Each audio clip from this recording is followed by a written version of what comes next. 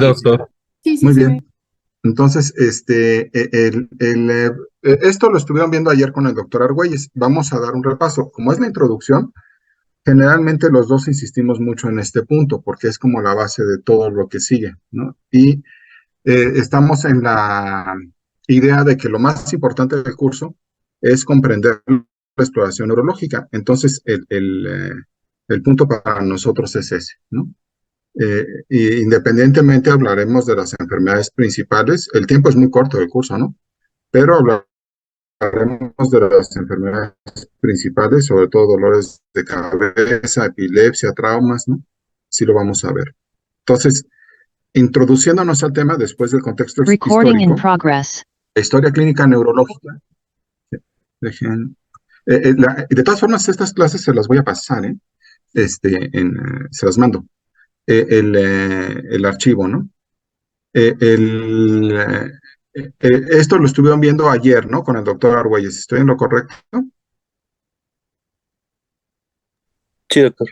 Sí, ¿no? Los apartados de la exploración neurológica. Entonces, cuando hablamos de historia clínica neurológica, si de repente no me escuchan, algo es importante que yo sepa, ¿eh? Cuando hablamos de historia clínica neurológica, pues estamos haciendo una historia clínica normal, ¿no? Le ponemos historia clínica neurológica, o sea, el apellido de neurológico, pues porque se enfoca sobre todo a este aspecto cuando vemos a un paciente neurológico o qué sí tenemos que ver en un paciente neurológico. Pero en realidad en todas las historias clínicas debería ir todos los apartados que estamos viendo en esta historia clínica. Es un poquito diferente a la historia clínica ginecobstétrica o la historia clínica psiquiátrica, que creo que es la materia que sigue para ustedes, psiquiatría. Esas historias clínicas sí cambian bastante en su formato del formato básico, ¿no? Pero esta historia clínica en realidad cumple los pasos de cualquier historia clínica estándar que ustedes han visto, ¿no? Con haciendo énfasis en algunos puntos, ¿no? Entonces, como cualquier historia clínica, tiene la parte del interrogatorio y la parte de la exploración, ¿sí? ¿Qué sirve el interrogatorio? Pues el interrogatorio nos va a orientar a a la al tipo de enfermedad que tenemos, a la etiología, nos orienta a eso, ¿no? ¿Qué sirve la exploración? Nos dice dónde está, y cuando es exploración neurológica, pues nos dice en qué parte del sistema nervioso está, ya sea cerebro, médula, nervio periférico, en la placa neuromuscular, en la sinapsis, ¿no? O sea, todo eso, pues podemos tener alguna idea, ¿no? Por ejemplo, en la epilepsia, ¿no? Hablaríamos más de un problema de neurotransmisores, más de una localización, aparte de que se puede localizar. Una vez que hacemos estos dos pasos, pues localizamos dónde está la lesión. Eso sería una diferencia importante. Aquí hay que decir, bueno, yo pienso que la lesión es una neuropatía, ¿no? O es una polineuropatía, o es una lesión en la médula espinal, ¿no? Entonces, bueno, eso es la localización. Luego ya doy un diagnóstico sindromático, ¿no? Si estoy hablando por ejemplo, médula espinal, pues digo, es una síndrome de sección medular, o síndrome de compresión medular, o síndrome medular anterior, o síndrome medular central. Doy un síndrome, ¿no? O un síndrome piramidal, un síndrome extrapiramidal, etcétera, ¿no? O sea, estoy hablando de un síndrome del lóbulo frontal, un síndrome del lóbulo temporal. Estoy hablando de una localización y un síndrome, ¿no? Y ya al final, juntando todos los datos que tengo, ya podría dar un diagnóstico de probabilidad etiológica. Decir, bueno, pues es secuelas de esclerosis múltiple o una mielopatía compresiva, ¿no? O un tumor del quiasma, ¿no? O de la hipófisis, ¿no? Entonces, yo ya voy dando una probabilidad etiológica. Cuando yo hablo de etiología, pues ya estoy dando diagnóstico de qué puede ser. Habitualmente, como yo estoy en un punto clínico, debo de tener varias posibilidades de diagnóstico. No debo casarme con una sola, ¿sí? O sea, no debo decir, no, seguro es esto. Por ejemplo, un síndrome radicular, ¿no? Sí me están escuchando, ¿verdad? Sí, doctor, lo escuchamos. Entonces, Sí, doctor. un síndrome radicular, ¿no? O sea, tengo una ciática en la pierna derecha, ¿no? Bueno, podría yo decir, como probabilidad etiológica, hernia de disco. Y todo el mundo va a decir hernia de disco, pero hay otras causas que pueden causar lo mismo, ¿no? Y muy parecido. Por ejemplo, una espondilolistesis, o sea, una vértebra deslizada sobre otra, un quiste sinovial de la articulación, que es algo no tan raro, y pues son articulaciones sinoviales las facetas de la columna, también me puede dar lo mismo. Entonces, no todo es tan evidente y yo debo tener varias opciones diagnósticas, aunque tenga una que pues sea la más fuerte, ¿no? O sea, yo digo, pues, lo más seguro es esto, pero también puede ser esto y esto. Siempre tengo que pensar así, ¿sí? Por ejemplo, yo tengo un paciente con un catarro, ¿no? Bueno, primera posibilidad, ¿no? Si estamos en plena pandemia y todo, bueno, pues quizá es COVID, pero quizá no, ¿no? Quizá es influenza y quizá es un virus sincicial respiratorio, ¿no? Entonces, pues tengo muchas opciones, ¿no? Y pues tengo que siempre tener abierta mi mente, ¿no? El primer error del clínico sería cerrarse a una sola opción. Como no tengo ojos de rayos X ni manos de química sanguínea, pues tengo que hacer estudios, ¿no? Entonces hago estudios de laboratorio, lo que proceda en cada paciente, lo dirijo, ¿no? Puedo hacer cosas muy generales o ya muy específicas, como estudiar el líquido cefalorraquídeo, ¿no? Si estoy pensando en una neuroinfección. Y puedo hacer estudios desde muy básicos hasta muy complejos, ¿no? Los básicos en neurología, pues serían las radiografías y la tomografía. Y ya más complejos, resonancias, angiografías y, bueno, estudios de neurofisiología, el PET, todo eso que estábamos hablando ayer, ¿no? Ya para confirmar mis diagnósticos.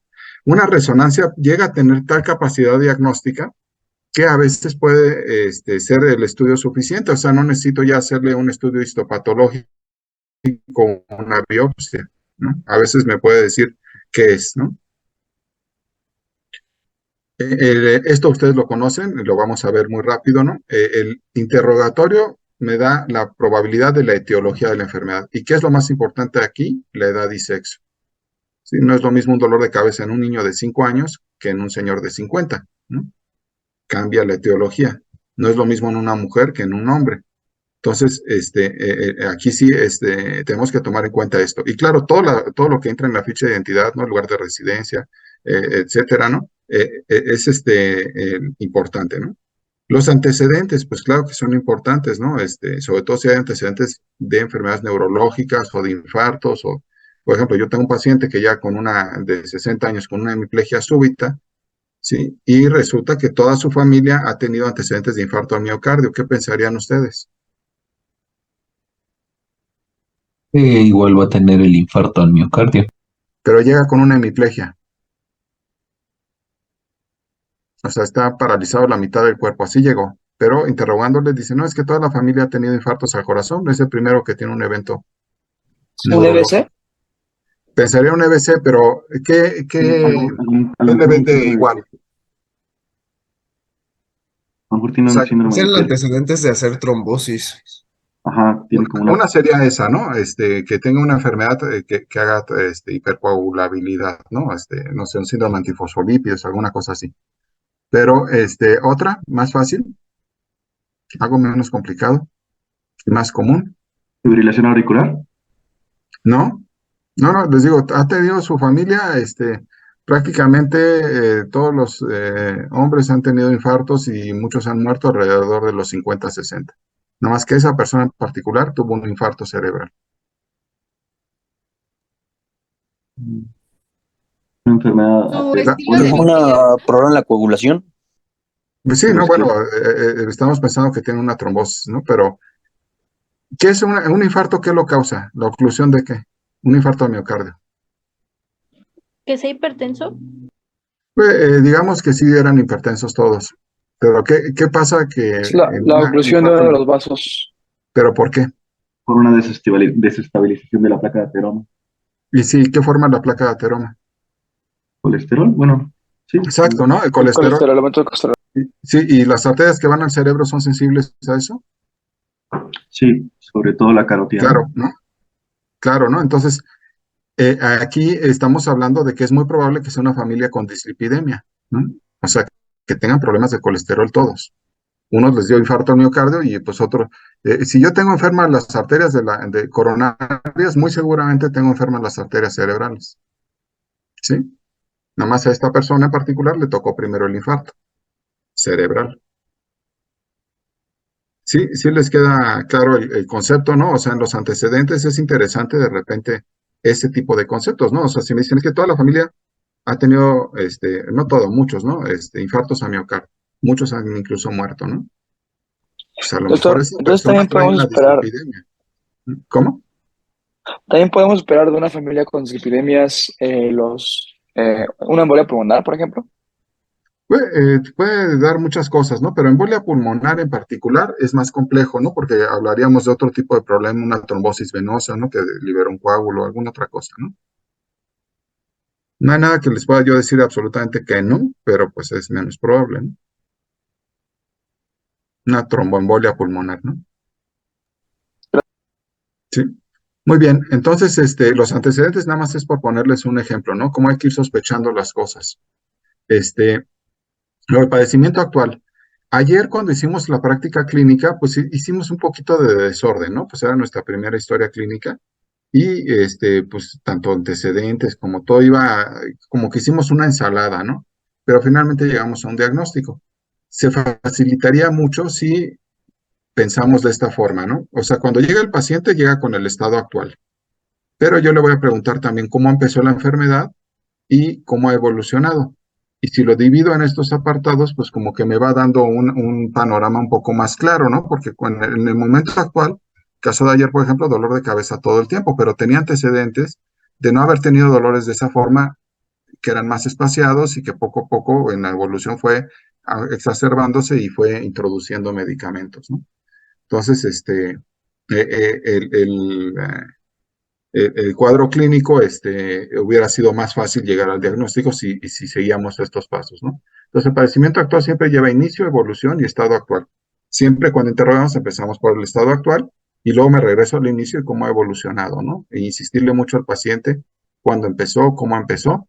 Y es muy diferente un inicio agudo o súbito a uno progresivo, una evolución que tiene exacerbación, remisión o con crisis, ¿no? En periodos asintomáticos, ¿no? Por ejemplo, la migraña, pues ustedes bien lo decían ayer, algún ataque, ¿no? De dolor, ¿no? La epilepsia también, ¿no? Y por ejemplo, exacerbación, remisión es lo típico de la esclerosis múltiple, ¿no? O sea, me deja una lesión, pero luego tiene una exacerbación y luego remite, pero siempre va dejando una secuela, ¿no? Y en cambio, las crisis de dolor de la migraña, pues entre dolores no tengo yo nada, ¿no? Este, y por ejemplo, un dolor de cabeza, ¿no? Que fue súbito, ¿no? Pues me hace pensar en algo más grave, ¿no? Que en un dolor de cabeza que va poco a poco siendo progresivo. O sea, en la mañana me duele un poquito y en la noche me duele muy fuerte. Pues ese es un dolor de cabeza más benigno que el dolor que yo tenga de máxima intensidad en 5 minutos, ¿no? O sea, fue súbito. ¿Sí les queda claro el concepto? Sí, doctor. Sí. Sí, doctor. Por ejemplo, un dolor súbito de cabeza, ¿no? Incluso si me duele toda la vida la cabeza, pero ahorita, en este momento, tengo el dolor de cabeza más intenso de mi vida que nunca había yo tenido. Súbito, de repente. ¿Qué pensarían? Eso no fue una hemorragia intracraneal. Sí, ¿no? Un EBC, ¿no? O sea, Sí. hemorrágico, ¿no? Ni siquiera un infarto, una hemorragia. O sea, algo muy, muy grave, ¿no? En cambio, yo tengo dolores de cabeza toda la vida y el día de hoy empecé con dolor, en fotofobia y en la noche ya está muy fuerte. Pues, ¿qué pensarían? Migraña tal vez. Sí, tal vez, ¿no? Quizá el dolor de cabeza a la hora de máxima intensidad, la migraña y el dolor de la hemorragia, quizá a la hora de la máxima intensidad son iguales, pero el inicio fue muy diferente, ¿sí? No fue lo mismo. Entonces, pues todo eso me ayuda a hacer diagnóstico, ¿no? Y bueno, en el caso de ustedes, siempre hay que incluir el aparato o el interrogatorio por aparatos y sistemas, nunca sobra, ¿no? Este, el, eh, estos son ejemplos, ¿no? De imágenes de dolores de cabeza de distintos tipos, ¿no? Este es un dolor más de tipo frontal. ¿Y qué tiene de error este dibujo? A ver, alguien que me diga. Es bueno para entender que le duele la cabeza, ¿no? Pero, ¿por qué? Porque se ve rojo el cerebro y se está agarrando la cabeza, ¿no? Entonces uno entiende que está doliendo, ¿no? Entonces, ¿pero qué tiene de malo ese dibujo? Pues no nos está mostrando si es bilateral o bien regionalizado. Digamos que quiere dar el ejemplo de un dolor de cabeza, pero ¿qué no entendió el que hizo el dibujo? Yo creo que no es médico. No sé, Un tal vez dolor pues que que el cerebro no El no tiene cerebro duele. no receptores de duele. dolor. A ver, El alguien me cerebro en puede- realidad El cerebro no duele. El cerebro no duele, ¿no? El cerebro no tiene terminaciones nerviosas al dolor. Duele todo lo demás, ¿no? Las meninges, los vasos, los músculos, el periósteo, los senos paranasales, todo eso duele, ¿no? Pero el cerebro en sí no, no, no, no duele, ¿no? Entonces ese dibujo tiene un error, ¿no? Y si ustedes buscan imágenes para clases y todo esto en internet, están llenas de errores, ¿no? Llenas de errores. Les dan diagnósticos abajo y son otra enfermedad. O sea, no hay que creer todo lo que uno ve, ¿no? Pero bueno, está bien para entender un dolor de cabeza frontal. Luego, ¿qué nos hace pensar? Este tipo es igual, ¿no? Dolor, ¿no? El dolor está más focalizado a la órbita y de un lado y se está tocando la cara. Más ¿Qué nos como hace? hemicraneano, como migrañoso, Sí, ¿no? más migrañoso hemicraneal, ¿no? Este es más. Y este dolor, Quizás como una neuralgia, ¿no? Trigeminal. una neuralgia, ¿no? Es un toque, una el dolor descarga, en ¿no? trono, ¿no? Sí, sí, o pudiera ser incluso la rotura de un aneurisma, ¿no? O sea, una neuralgia o algo muy súbito y grave, ¿no? Entonces, Una eh, hemorragia no, hipertensiva. la emergencia hipertensiva es un poco diferente, ¿no? Porque la hemorragia es más grave todavía. Entonces, el paciente generalmente ni siquiera alcanza a decir nada, ¿no? Este, esto puede ser rotura de un aneurisma o una neuralgia, como ustedes dijeron. Y este es lo interesante, ¿no? Los artistas pueden transmitirnos en base a sus experiencias, ¿no? En imágenes, ¿no? Entonces, esta imagen es, pues, este, no es clínica, pero sí nos transmite algo, ¿no? Aquí tenemos distintos ejemplos de inicios de padecimientos, ¿no? El inicio súbito de un padecimiento, esto es una tomografía de cráneo, y pues, ¿qué notan dentro del cerebro? Una hemorragia. Puede ser una hemorragia, ¿eh? ¿Qué tendríamos que decidir para si es hemorragia o no? Medir las unidades Hounsfield, ¿no?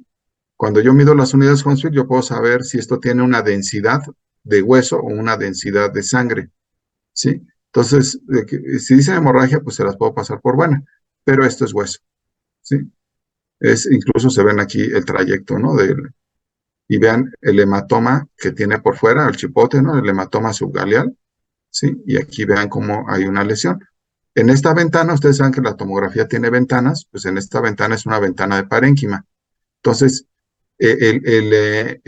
si yo pusiera en una ventana ósea, quizás se vería esto más claro. Pero estos son esquirlas óseas, ¿no? Y esto es una fractura deprimida. O sea, le pegaron con un objeto romo y pues llevaron el hueso hasta aquí.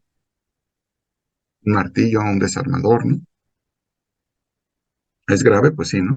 Pero el inicio fue súbito, ¿no? O sea, un minuto antes está bien, un segundo después está así, grave, ¿no?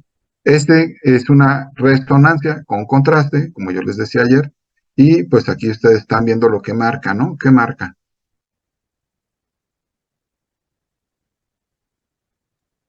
Quizás como una zona infartada o algo así.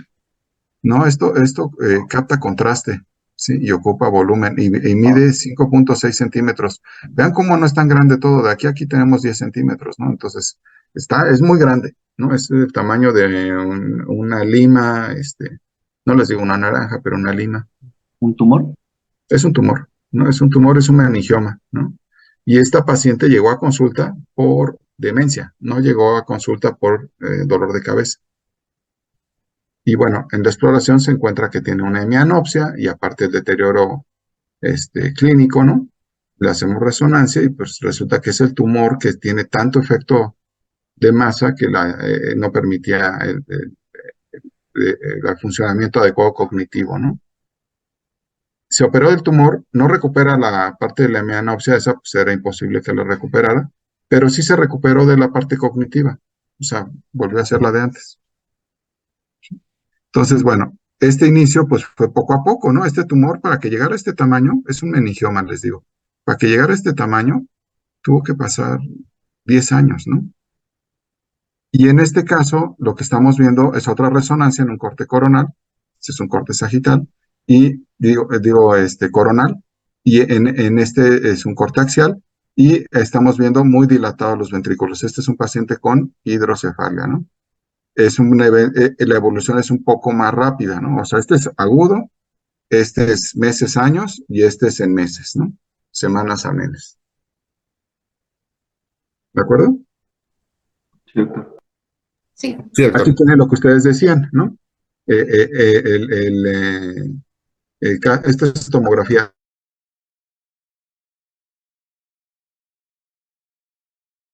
Les digo que la tomografía es mejor para ver trauma de cráneo. Lo que vemos es una lesión hiperdensa que ocupa la región frontotemporal y parietal, subinsular, muy extensa, con gran efecto de masa, porque si se fijan, vean cómo colapsa los ventrículos y los desplaza para un lado, ¿no? O sea, genera un desastre en el cráneo, ¿no? Eso corresponde a vean, si yo trazo una línea aquí en el centro, pues vean cómo desplazó el septum de los ventrículos, y este es un ventrículo, y este es otro, ¿sí? Entonces vean cómo esto, pues, hizo un gran efecto de masa, ¿no? Es algo muy, muy grave, y ese sí corresponde a lo que ustedes dijeron, a una hemorragia hipertensiva. Esto es un evento muy agudo, está bien el paciente, a lo mejor tiene un poquito de dolor de cabeza, acto seguido, coma y hemiplegia, ¿no? ¿Y qué fue? Que no tomó su medicina de la presión, que era hipertenso y no sabía, etcétera. Pero lo más frecuente es que son hipertensos y ya no siguen con la medicina, se sienten bien, ¿no? Normalmente les pasa en hipertensos que llevan más de 8 a 10 años de evolución de hipertensión, ¿no? Normalmente. Es raro que ocurra de forma temprana en la hipertensión, porque obedece a cambios estructurales en las arteriolas, ¿no? Esto es muy grave, ¿no? Entonces, ahorita regresando a la pregunta o el ejemplo que dieron, dicen, bueno, el dolor tipo rayo puede deberse a una hemorragia parenquimatosa por hipertensión. No, porque es más grave todavía que eso, ¿no? O sea, ya ni para dolor alcanza. Los deja en coma el paciente, ¿no? Esto es grave, destructivo y peor que un infarto, ¿eh?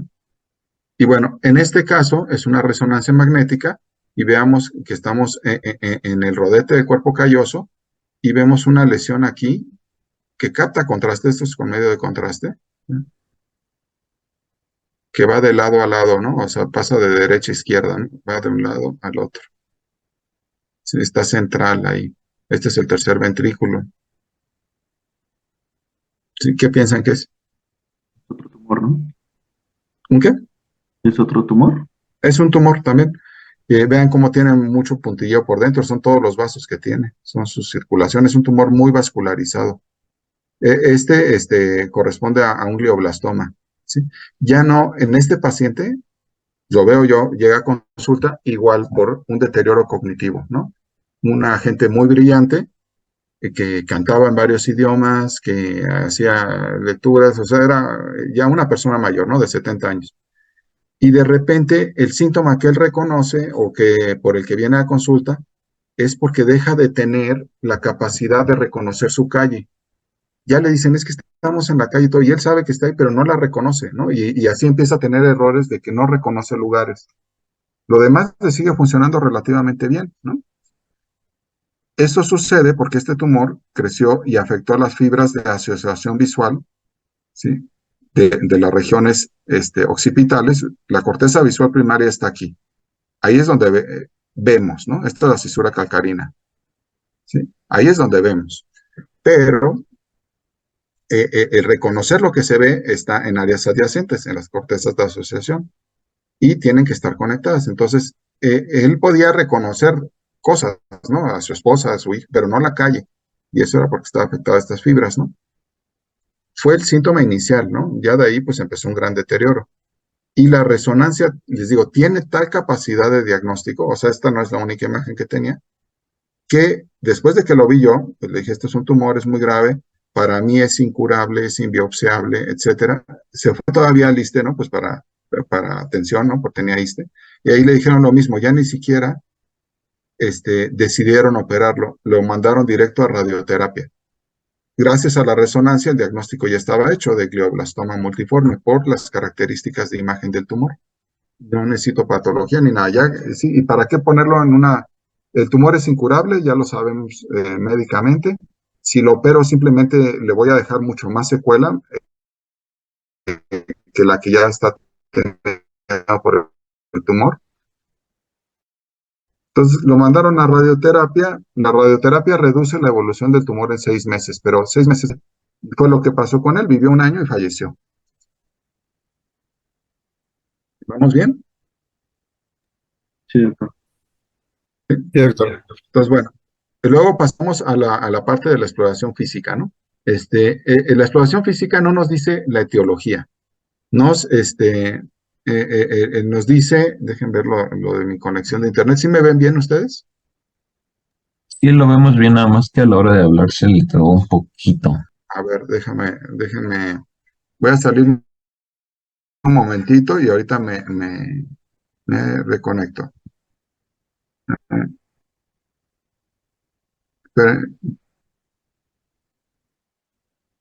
Esperen, voy a ver por qué está fallando el internet. Denme un segundo. Me voy a salir. ¿Sí me están viendo todavía? Sí, aún lo Sí, vemos. doctor. Sí.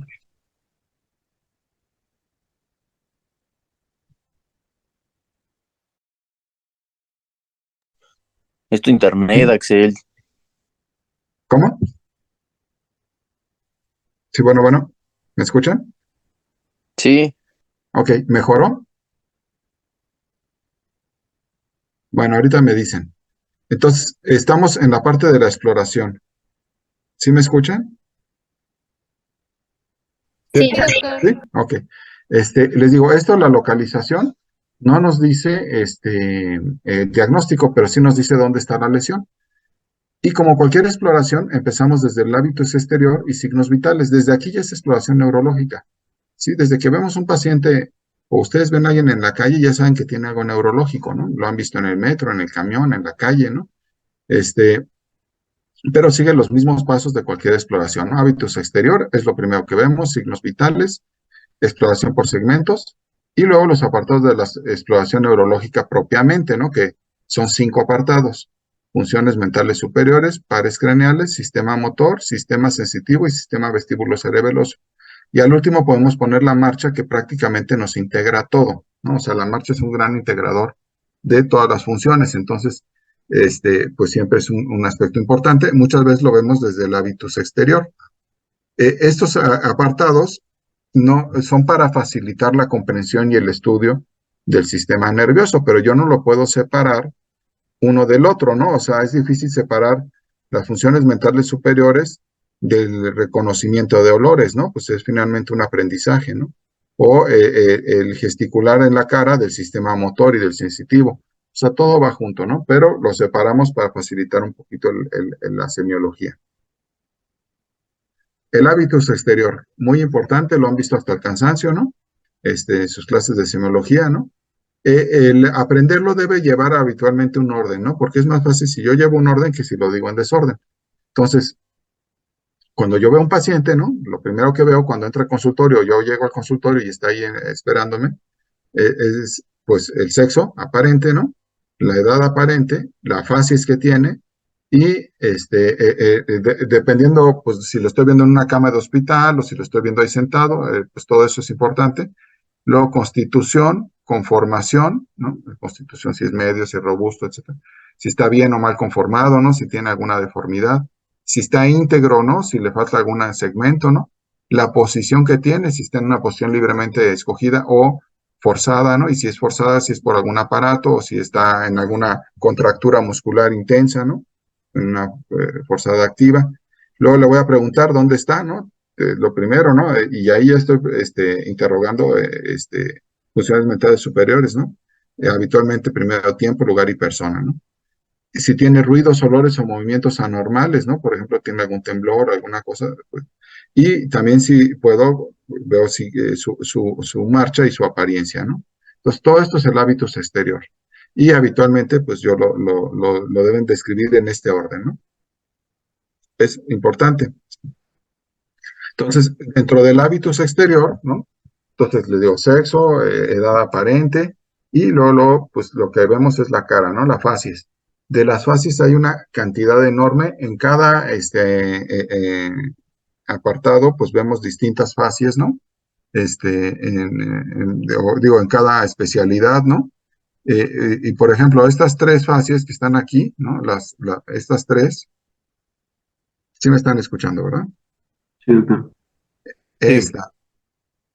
Esta y esta, las tres son facies álgicas, ¿no? De dolor, ¿no? O sea, el paciente se toca en la zona de dolor, frunce el ceño, cierra los ojos y hace una mueca muy característica que corresponde a una facies álgica, ¿no? De dolor. Entonces, yo creo que es de las más fáciles de reconocer, ¿no?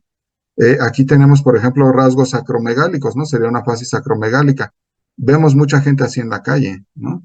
No necesariamente son acromegálicos. Aquí es importante, pues, ver el desarrollo que han tenido, los rasgos familiares, ¿no? Si tiene una foto de antes y una de después. Pero bueno, si empiezan a tener ya rasgos ya más, digamos, de engrosamiento de ciertas zonas, ¿no? Prominencia del mentón, prominencia nasal, la región ciliar prominente, ¿no? Los rasgos más toscos en la cara, ¿no? Pues eso nos hace pensar en una facies acromegálica, ¿no? Y quizás sí tengamos razón, más si se acompaña de otros aspectos, ¿no? De la acromegalia, ¿no? Este paciente, por ejemplo, no es algo neurológico, ¿no? Tiene las típicas alas de mariposa. ¿De qué enfermedad son? El lupus. De lupus, ¿no? Es una facies lúpica, ¿no? Sí, por ejemplo, es un trastorno metabólico, ¿no? Tiene estrías, está con obesidad central, rubicundo en la cara, ¿no? Facies de luna llena, ¿no? Esto es típico del síndrome de Cushing. Cushing. Cushing, ¿no? O sea, por hiper cortisolismo, ¿no? Ya sea exógeno o endógeno, ¿no? Entonces, les digo, siempre conviene, ¿no? Comparar. Esta facies les encanta, es extremadamente raro encontrar este tipo de problema, ¿no? De Hutchinson, ¿no? Que sería una parálisis supranuclear progresiva, es una enfermedad degenerativa del tallo cerebral, en donde pues hay caída de los párpados, ¿no? Y una facies inexpresiva, y por eso el paciente tiene que levantar la cara para poder ver de frente.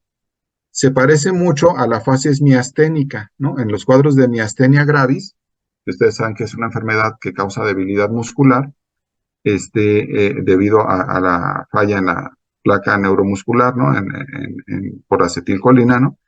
En ese caso, el paciente con miastenia gravis presenta una facies muy parecida, nada más que no amanece así. El de Hutchinson, pues está siempre así porque tiene una enfermedad, les digo, que afecta a los núcleos oculomotores y de la expresión facial.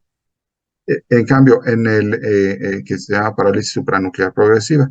En cambio, en el miasténico, que es mucho más frecuente, ¿no? El paciente amanece bien y al final del día está así porque los párpados tienden a caer y entonces, como él quiere ver, tiene que levantar la cabeza para ver por la pequeña hendidura que queda, ¿no? Del ojo.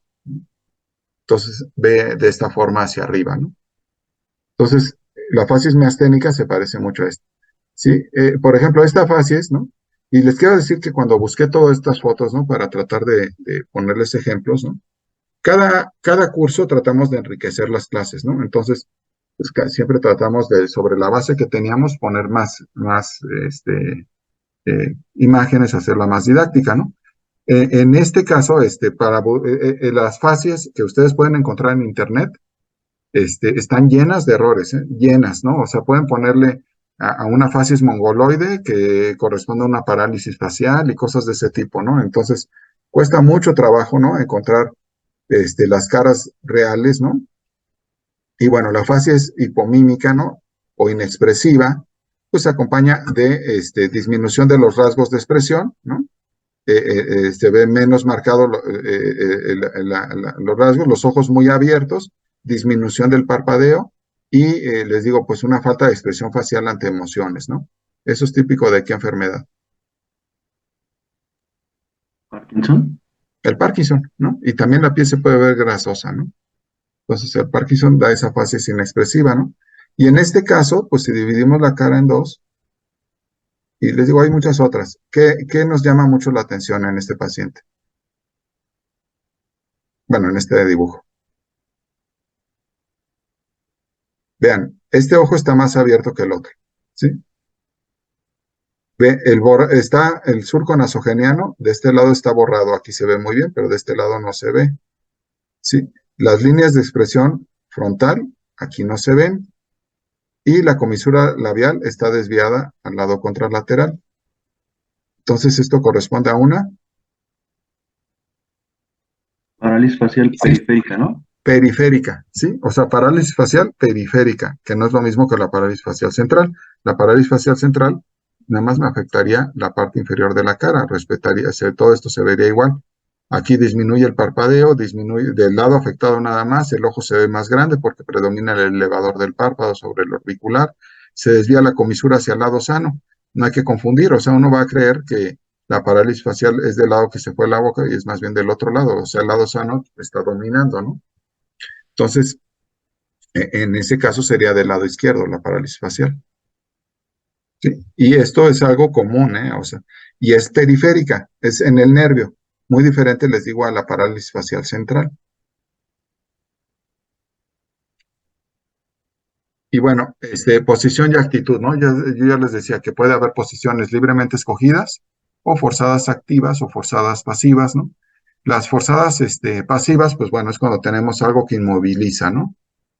Pasivamente está fijo el segmento, ¿no? Del cuerpo, ¿no? O sea, un yeso, un aparato, ¿no? Ortopédico.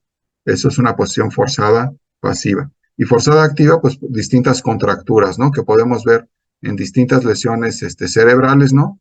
Como la flexión de decorticación, la pronoextensión de descerebración o de la extensión de un lado y la flexión del otro, ¿sí?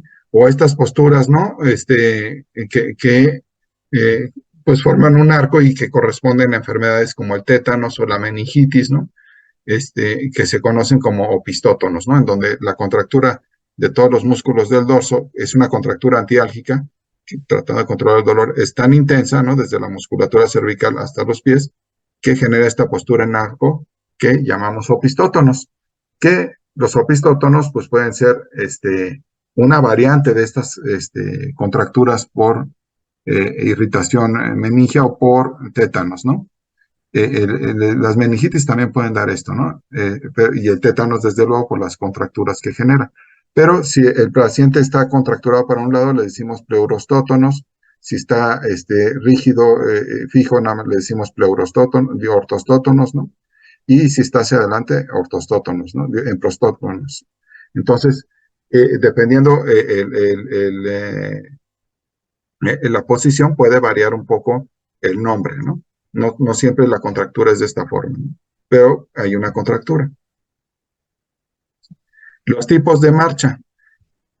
Les digo que la marcha es una actividad compleja, ¿no? Entonces, el estudio de la marcha es muy útil desde el punto de vista diagnóstico. Sí me están escuchando, ¿verdad? Sí, doctor. Entonces, el caminar, ¿no? Pues es algo que yo aprendo. No, cuando nacemos no sabemos caminar, lo vamos a aprender. ¿De qué depende? Pues de un cerebro que esté íntegro y de que la mielinización, o sea, la maduración de la mielina en los nervios periféricos, avance lo suficiente como para que yo pueda tener un control motor, ¿no? Adecuado y de una buena función muscular, ¿no? Para caminar yo tengo que tener bien mis huesos, mis músculos y el sistema nervioso, ¿no? Y recordar que es algo que aprendo, no es algo que lo tengo innato, ¿no? No es como otras especies que innato tienen el moverse, ¿no? En nuestro caso lo tenemos que aprender. Entonces, lo vamos ejecutando poco a poco, ¿no? Pasamos por gateo, luego bipedestación y finalmente ya la marcha. Cuando ya lo logramos hacer bien, es después de que se completa la mielinización, después de los 2 años, ¿no? Entonces ya es cuando empieza a haber una marcha más normal en el niño, ¿no? Si yo es algo que aprendí, pues necesito, es una función mental, digamos, superior, ¿no? O sea, lo tuve que aprender, ya lo ejecuto en forma muy automática, pero lo tuve que aprender y por lo tanto es algo que yo puedo olvidar, ¿sí? Y para tener una marcha adecuada, entonces, tengo que tener aprendizaje de ella, o sea, funciones mentales superiores. Tengo que tener un sistema motor adecuado, íntegro y maduro. Y un sistema sensitivo también adecuado y un sistema vestíbulo cerebeloso también que me dé posición de los segmentos y que yo haga una marcha armónica, ¿no? Entonces, para que funcione, prácticamente yo tengo que tener íntegro todo mi sistema nervioso, si no, no puedo tener una marcha normal, ¿no? Entonces, el concepto de la marcha, les digo, es que pues abarca todo, ¿no? O sea, lo aprendí, sistema motor, sistema sensitivo, pares craneales también, porque la vista y todo eso tiene que estar íntegra, porque pues yo veo hacia dónde camino, etcétera, ¿no? Pero digamos que, bueno, ahí tiene una participación no tan fundamental, o sea, alguien pudiera estar ciego y caminar, ¿no? Y el sistema vestíbulo cerebeloso, o sea, el equilibrio en la marcha es fundamental. Si yo no tengo todo esto íntegro, pues voy a tener trastornos en la marcha. Y en las demencias, yo puedo olvidar cómo caminar también. Es decir, si lo aprendí, lo puedo olvidar. ¿Vamos bien? Sí, doctor. Sí. Sí. Entonces, básicamente, encontramos 3 tipos de alteraciones de marcha desde el punto de vista neurológico. Las marchas paréticas. Parético se refiere a debilidad y generalmente solamente afecta a una extremidad, pero pudiera ser bilateral. Cuando es bilateral es muy serio porque casi no puede uno caminar.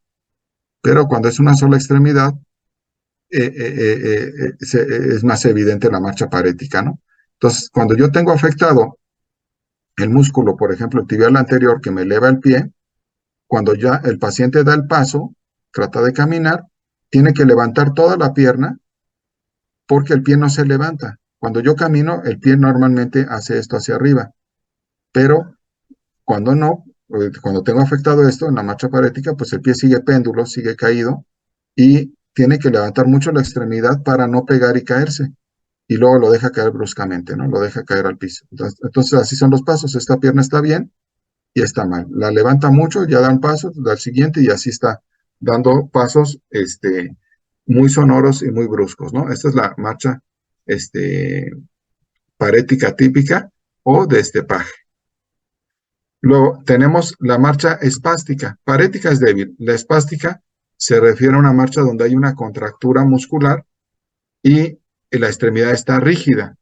Generalmente esta la vemos en pacientes que tienen hemiplegias. ¿Vamos bien? O sea, ¿sí me están entendiendo los conceptos? ¿Alguien que Sí, esté por ahí? doctor. Sí, doctor. Entonces, Y estas marchas las vamos a practicar ahí en el salón. O sea, van a pasar y las van a estar representando. ¿Por qué hacemos estas cosas entre nosotros? Pues porque primero tenemos que entender lo que tiene el paciente, ¿no? Entonces, pues en nuestro cuerpo podemos practicar, ¿no? Entonces, en este caso, el paciente con secuelas, por ejemplo, de un infarto cerebral, aquí es muy diferente, ¿no? Esta marcha parética normalmente es un nervio periférico el afectado. La marcha espástica habitualmente es una secuela de la vía piramidal, ya sea medular o a nivel cerebral, y me genera esta hemiplegia, ¿no? Entonces, el paciente, la hemiplegia, en este caso es derecha, normalmente la lesión es izquierda, salvo sea en la médula espinal algo muy alto, ¿no? Y con el tiempo, el paciente evoluciona a una posición funcional.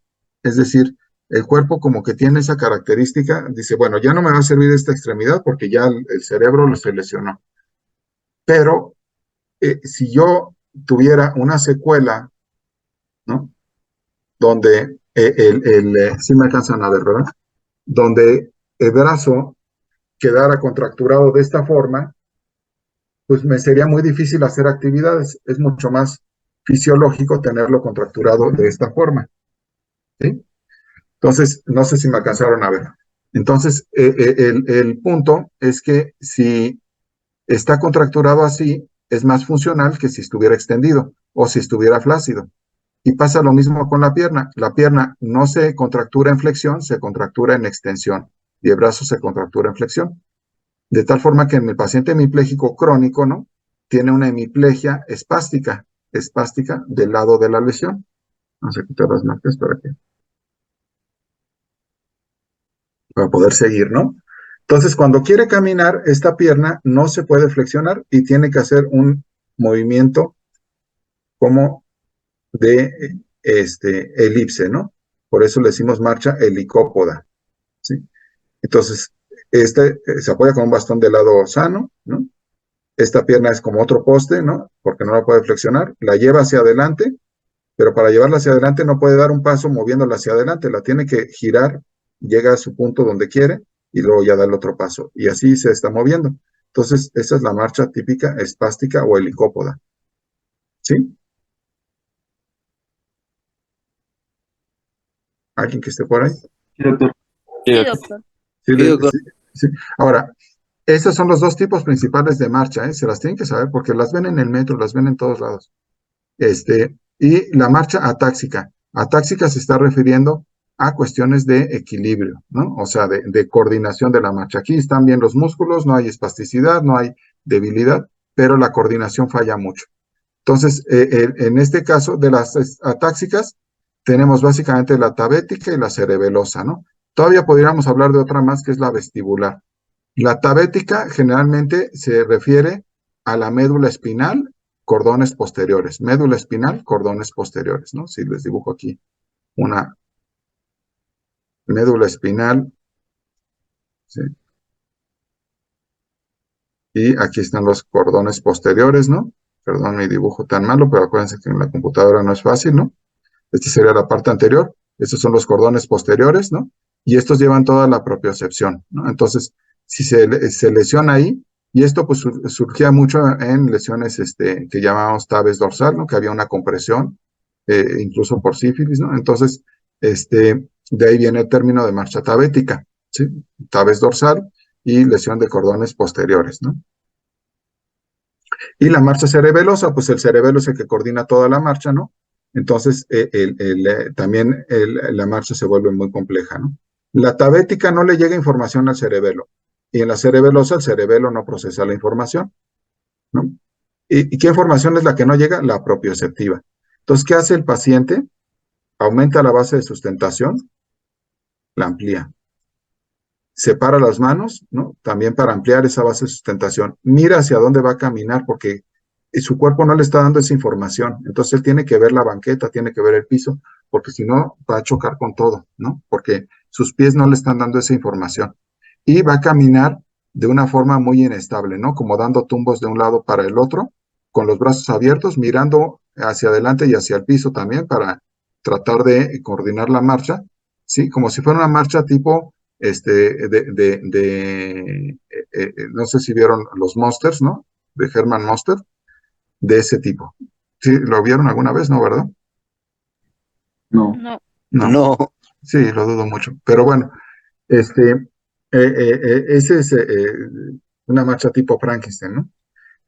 O ustedes la han visto en sus fiestas porque cuando alguien está muy tomado, tiene una marcha cerebelosa, ¿sí? O sea, la gente alcoholizada ya en nivel grave, pues va caminando dando tumbos de un lado a otro. Esa es una marcha atáxica de tipo cerebelosa. La marcha vestibular, que sería el tercer tipo de las atáxicas, es cuando se afecta el oído y el sujeto hace lo mismo, pero siempre se va para un solo lado, ¿no? Ahora, hay otros tipos de marchas ya más específicas o propias de una enfermedad. Digamos que estas son de muchas enfermedades, ¿no? Pero estas ya son más específicas, ¿no? Y entre ellas, de las más comunes, es la marcha festinante, ¿no? ¿De qué enfermedad les llama la festinante? Parkinson también. Parkinson, ¿no? Entonces, aquí la marcha festinante, primero, pues esta enfermedad Parkinson, ¿no? Pues tiene muchas manifestaciones clínicas, ¿no? Acuérdense que la describieron desde 1700, por Parkinson justamente, y como la parálisis agitante. Vámonos a la parte de la parálisis. El paciente tiene una parálisis en todos los músculos del centro del cuerpo. Entonces las extremidades están muy pegadas y no tienen movimiento en la marcha, o sea, no hay balanceo del brazo. Luego, como el tronco está fijo, es decir, no puede adquirir una postura adecuada, tiene que flexionar un poco las piernas para caminar, no puede caminar con las piernas derechas como todo mundo, ¿sí? Y pues tiene que mantener la cabeza viendo para que si no se va a caer, ¿no? Los primeros pasos son muy cortos, la distancia y poco a poco se va acelerando. Sí, le va costando mucho trabajo en el Parkinson, cuesta trabajo iniciar, pero se va facilitando con el movimiento, entonces empieza a caminar muy rápido. Entonces es una marcha muy característica, no balancea los brazos, está flexionado, empieza lento y luego se va muy rápido y luego le cuesta trabajo pararse. Esa es la marcha festinante. La marcha espástica es lo contrario, ¿sí? Al principio es más fácil, pero entre más camina, más difícil es la marcha. Les digo, lo vamos a hacer en la clase. La marcha práctica, apraxia, se refiere a que se perdió una función adquirida. Aquí es la típica de las demencias. El paciente se le olvida cómo caminar. Entonces lo empezamos a ver que camina otra vez como un niño cuando aprende a caminar. Son pasos grandes y torpes y lo tiene que pensar, ¿sí? Este caso de este dibujo que le están poniendo aquí es una marcha de un niño que tiene una miopatía, ¿no? Entonces aquí es una lesión de músculo lo que afecta a la marcha. Se parece a una marcha parética bilateral, o sea, las dos piernas no las levanta, va caminando, balanceando de un lado a otro, pero tiene muy poco tono muscular, ¿no? Su espalda está encorvada, el vientre abultado, pero todo eso es porque no tiene fuerza en el tronco, ¿no? Y las piernas también tienen muy poca fuerza. ¿Vamos bien? Sí, doctor. Sí. Sí, Esto es exploración neurológica, ¿eh? Ya están haciendo diagnósticos. Ya, es tan importante la marcha que les digo, continúo con el tema, ¿no? Vemos las marchas en paréticas, ¿no? Pues, los dibujos lo exageran, ¿no? Pero pues tiene que levantar la pierna para dar el paso porque el pie no se eleva en el paso, ¿no? La marcha hemipléjica, ¿no? Que tiene que hacer, o helicópoda, que tiene que dar este giro, ¿no? La marcha festinante o del parkinsónico, ¿no? Que está flexionado con pasos muy cortos al inicio y luego se acelera, ¿no? La marcha práctica que el paciente tiene que pensar, es difícil de entenderla, pero cada paso es como algo muy pesado y lo tiene que pensar, ¿no? Tiene que decir, ahora quiero llegar a este punto, ¿no? Y la marcha psicógena, sí, esta marcha psicógena, es de pacientes con problemas psiquiátricos. Digamos que quieren simular que tienen algún problema, ¿no? No es algo siempre voluntario, a veces es incluso inconsciente, ¿no? Pero el caso de las marchas psicógenas nos pueden confundir. ¿En qué sujetos creen que sean más difíciles de diagnosticar las marchas psicógenas?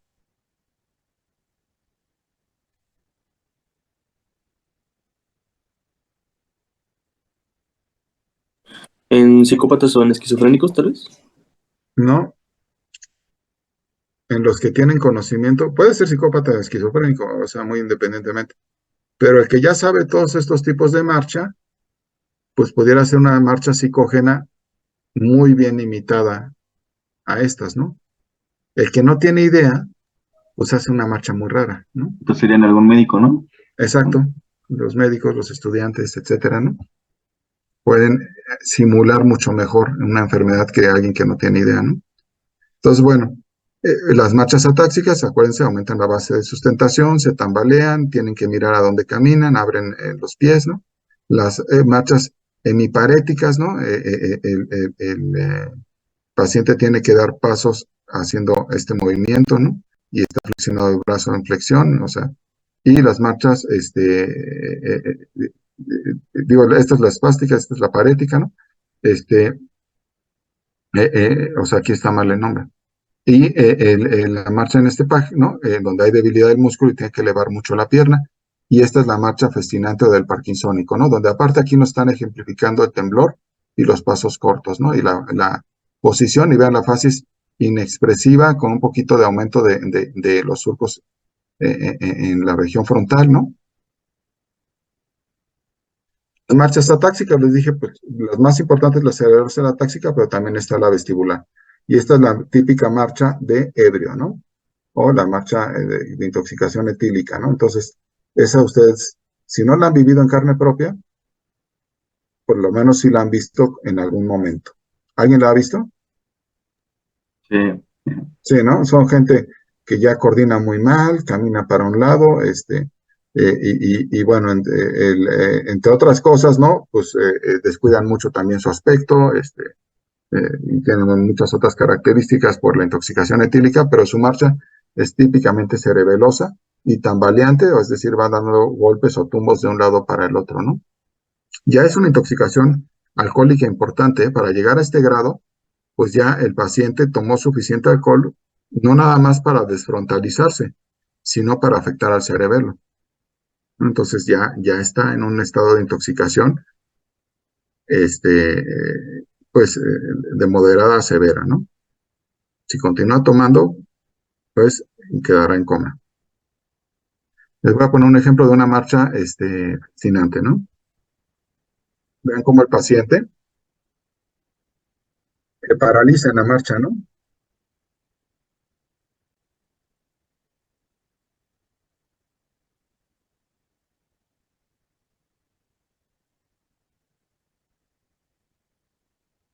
Sí, sí, sí ven las características de la marcha. Me regresaron. Sí, Sí. Entonces, el paciente, ¿no? Porque no puedo volver a empezar el video.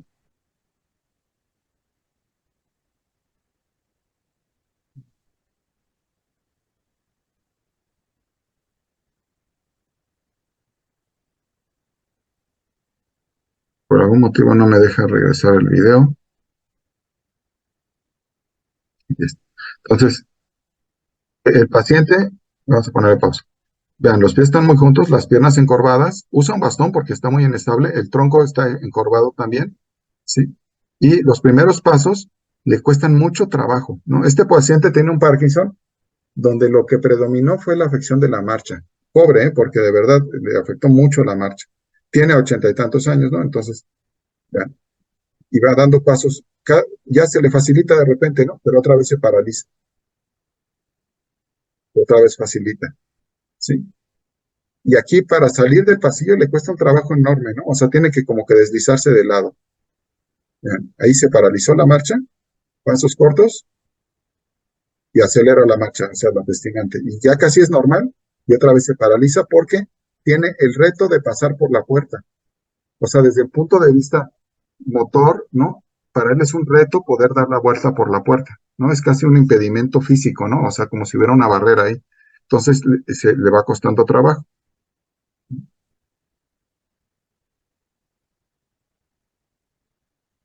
Sí. Ahí casi es normal, pero llega a la puerta y la cuestión se vuelve muy compleja para él, ¿no? Empieza a deslizarse de lado, ¿no? No puede salir derecho y dar la vuelta, ¿no? ¿Sí? Ahí es un caso avanzado, ¿eh? De ese problema. ¿Vamos bien? sí, doctor. Sí, Sí. doctor. Ahora, bueno, entonces ya vimos tipos de marcha, tipos de facies, ¿no? En el hábitus exterior, ¿no? Entre otras cosas, posiciones forzadas, activas, o sea, esto todo es hábitus exterior. Y vimos marcha. Ahora, los signos vitales, ¿no? Los signos vitales, pues son justamente eso, vitales en la exploración y son demasiado importantes. Y en las afecciones neurológicas no es nada raro que yo pueda tener variaciones en los signos vitales por enfermedades neurológicas, ¿no?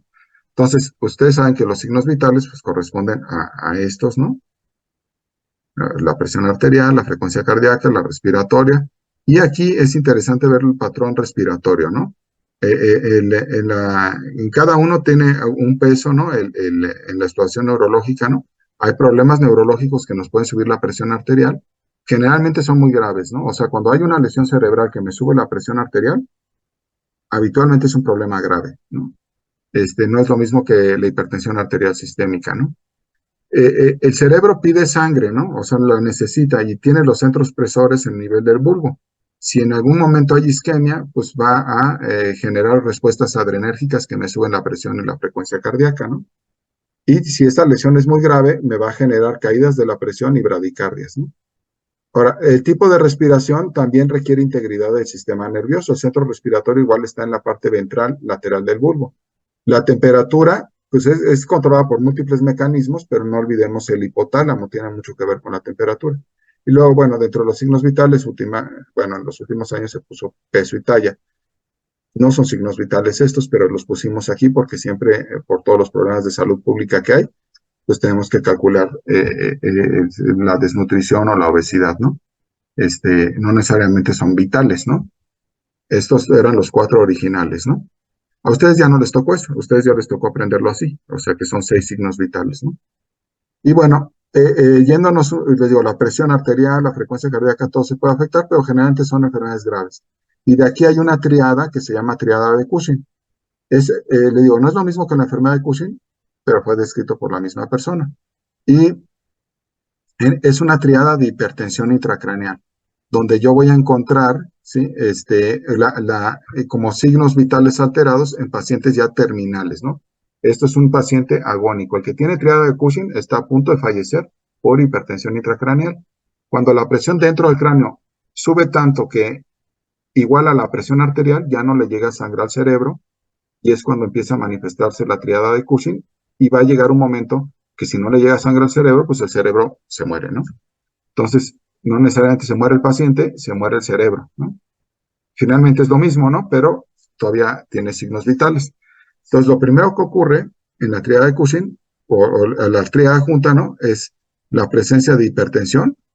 El paciente puede ser hipertenso, pero lo vamos a ver con presiones de 200 sobre 150, una cosa terrible, ¿no?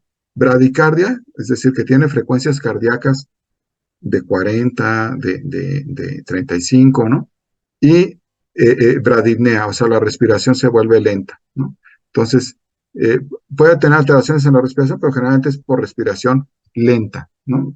Entonces, ahí estamos frente a un paciente agónico, ¿no? Está sumamente hipertenso, pero a pesar de que esté hipertenso, no está taquicárdico, ¿no? Eso es lo raro, porque, por ejemplo, una hipertensión por dolor estaría hiperventilando, taquicárdico y hipertenso, ¿no? Y no tan hipertenso. En cambio, en este caso, está hipertenso, muy severo, y bradicárdico y bradipneico. Y ya nos habla de isquemia en el bulbo. Y le digo, no lo confundan con la enfermedad de Cushing, ¿eh? Que es otra cosa, ¿no? Entonces, los patrones respiratorios que tenemos, ¿sí me están escuchando? Sí, doctor. ¿Sí? Sí, doctor. Son de distintos tipos, ¿no? La respiración normal, pues es un patrón, ¿no? De 10 a 16 máximo, ¿no? Frecuencia respiraciones por minuto, ¿no? Actualmente entre 12 y 14, ¿no? Con un patrón de oxigenación normal, ¿no? Entre casos de estrés, pues yo puedo tener estados de hiperventilación donde respiro un poco más rápido. Por ejemplo, los pacientes que tienen cuadros conversivos, ansiedad, pueden hiperventilar, y si lo hacen mucho tiempo, caen en alcalosis y se van a sentir con las manos dormidas, los labios dormidos, etcétera, y son el típico que le tengo yo que poner una bolsa. Siente mucha ansiedad, mucha angustia y estos síntomas de manos dormidas y todo los asustan mucho, ¿no? Se siente uno muy mal en ese estado, y empieza a tener muchos síntomas, hiperventila más por la misma ansiedad. Entonces eso pues se puede controlar haciéndolo respirar en una bolsa. Pero hasta aquí pues no son respiraciones neurológicas, ¿no? La bradipnea, les digo, es una forma de respiración. Y bueno, ya tengo propiamente otros tipos de respiraciones que ya tienen una connotación patológica, ¿no? De estas, la de Kussmaul es la respiración acidótica. Entonces, cuando yo estoy en una acidosis metabólica, por ejemplo, de origen diabético, ¿no? Una cetoacidosis diabética, la respiración no es algo que yo pueda controlar. La puedo controlar hasta cierto punto. O sea, si yo les digo ahorita a ustedes, dejen de respirar, pues pueden dejar de respirar. Si les digo respiren rápido, pues lo pueden hacer. Pero eso lo pueden hacer, dejar de respirar o respirar a toda velocidad, durante 1 o 2 minutos máximo. Después de eso, simplemente lo van a dejar de hacer y regresan a lo normal, porque nuestro centro respiratorio, ¿no? Primero los quimiorreceptores que están en el bulbo raquídeo le avisan al cerebro, y bueno, de ahí todo es con CO2, más que con oxígeno, es con dióxido de carbono, la detección de la respiración. De ahí el centro respiratorio empieza a regular toma el control, ¿no? Empieza a regular la respiración. Por eso cuando alguien se ahoga, que está, no sé, en ese momento de ahogarse, hay un punto donde no puede evitar respirar el agua, ¿no? O sea, llega a ser tan grave el momento que, aunque todavía no haya perdido la conciencia o está a punto de perderla, el paciente va a respirar y va a inhalar el agua, y va a estar sus pulmones llenos de agua, que es lo que ven los patólogos, y de esa forma saben si se ahogó realmente o si lo mataron y lo echaron a una alberca o algún río, ¿no? Y estaba muerto previamente, ¿no? Que en ese caso no tendría agua dentro de los pulmones, ¿no? Así los forenses, ¿no? Hacen diagnósticos, ¿no? De saber si se ahogó en un lugar o si ya lo habían ahorcado antes. Cosas terribles, ¿no? Pero bueno, les digo, nuestra respiración no la podemos controlar, en cierto punto ya es involuntaria. Y en el caso de la acidosis metabólica, con el cetoacidótico, pues al tener un exceso de radicales, ¿no? Iones que nos está generando la acidosis, ¿no? El mecanismo compensatorio sería respiratorio y trata de exhalar la mayor cantidad de dióxido de carbono posible para bajar, mejorar el pH, ¿no? Y compensar ese estado, ¿no? Entonces, porque el riñón pues no está cumpliendo también su función. Ustedes saben que lo que controla el equilibrio ácido-base es riñón y respiración, ¿no? Entonces, uno con bicarbonato, el otro con dióxido de carbono, ¿no? Lo que hace esta respiración es una respiración rápida y profunda, ¿no? Y constante, constante, constante. Esta es una respiración no neurológica, es una de tipo acidótica y metabólica. Las respiraciones neurológicas, salvo la respiración apnéusica, ¿no? Que es la de Biot, en donde hace apneas, como les digo aquí en la triada, que son ya de bulbo raquídeo, que son respiraciones muy pausadas, o sea, respira y luego llega una pausa, respira y luego viene una pausa. Entonces, salvo esta respiración, las demás son extraordinariamente raras de verse, ¿no? Pero están descritas y se las voy a decir. Entonces, la respiración apnéusica o de Biot, lo vemos en pacientes moribundos a punto de fallecer. La respiración de Cheyne-Stokes es una respiración habitualmente diencefálica, donde se pierde el control por el CO2 y el paciente empieza a respirar profundo, profundo, profundo, elimina mucho CO2 y entonces hace una pausa, ¿sí? Después de esa pausa se acumula el CO2 en la sangre, lo detecta los quimiorreceptores carotídeos y otra vez empieza a eliminarlo, lo hace profundo, profundo y otra vez lo elimina y otra vez. Entonces sigue un patrón ya no normal de respiración. Aquí tenemos todos los tipos de respiración, el patrón normal, las respiraciones tipo Kussmaul, ¿no? Que son profundas y rápidas, y las respiraciones de Cheyne-Stokes, en donde ya no hay un control central tan adecuado o tan normal. Generalmente es de origen diencefálico, ¿no? Y las apneas, todas estas tres son tipos de apneas, en donde respira un poco y luego hay una apnea. Se acumula mucho CO2 y llega a ser tanto ese estado que pues hay un poquito de respiración, ¿no? O sea, trata de eliminar, pero estas tres son respiraciones terminales, ¿no? O sea, el paciente está a punto de fallecer, ¿no? Entonces, hay varios tipos, ¿no? La apnea es la más común, pero cuando vemos un patrón muy irregular, ¿no? De respiración, de patrón respiratorio, en donde da salvas respiratorias, apneas, otra vez varios, esa la llamamos de Biot. Si le dicen de Biot a cualquiera de estas apneas, para mí está bien. Aquí hay más, ¿no? La de Kussmaul, es la que ustedes más van a ver. Es más, casi seguro que si hoy se meten a urgencias van a encontrar a alguien con esta respiración. Las otras son bastante más raras, ¿no? La de Cheyne-Stokes, rarísimo verla, sobre todo por lesiones diencefálicas. Y la respiración apnéusica, pues en pacientes agónicos, los que ya van a fallecer. En los hospitales le dicen está boqueando, ¿no? Se ve que jala el aire y hace una apnea, jala el aire y hace una apnea. Y se debe a que ya hay una isquemia en el bulbo, ¿no? Como una fase de deterioro, como Es la última fase del deterioro rostrocaudal. caudal, ¿no?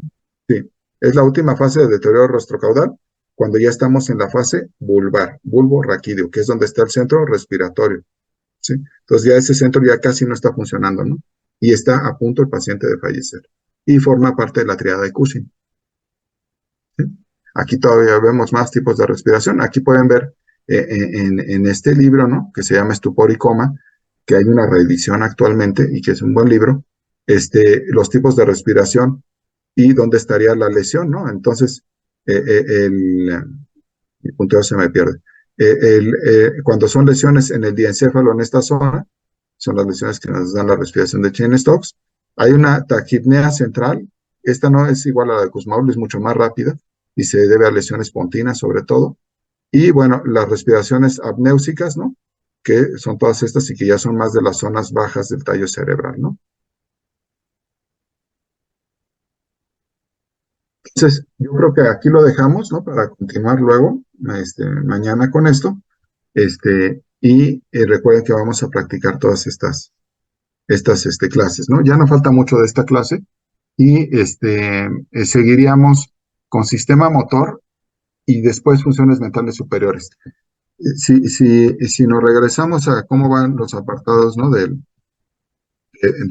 la exploración neurológica, la primera es funciones mentales superiores, ¿no? Y de hecho, es lo primero que vemos con el paciente cuando le preguntamos cómo está y me contesta y todo. Ustedes con el doctor Argüelles están viendo ya pares craneales o ya van a empezar. Y yo voy a dar sistema motor y sensitivo y él va a dar vestíbulo cerebeloso. Pero las funciones mentales superiores, por fines didácticos, los vamos a ver después del sistema motor, ¿no? Primero les quiero dar sistema motor porque nos ayuda a entender los pares craneales. ¿De acuerdo? Sí, doctor. Entonces, acabando esto, ya empezamos con sistema motor. ¿Alguna duda hasta ahorita? No, doctor. ¿No? No, doctor. Como les comento, las prácticas físicas, ¿no? Allá hacemos exploración, prácticas, análisis de alguna historia, algún caso clínico. Esa es la intención que yo tengo. Y ahorita aquí las clases, y así vamos avanzando mejor. Y ya con el doctor Argüelles se les va coordinando todas sus actividades hospitalarias. Sí, doctor. Sí, ¿Estamos doctor. bien? Sí, doctor. Muy bien. Entonces, nos vemos más tarde. Nos vemos, Hasta doctor.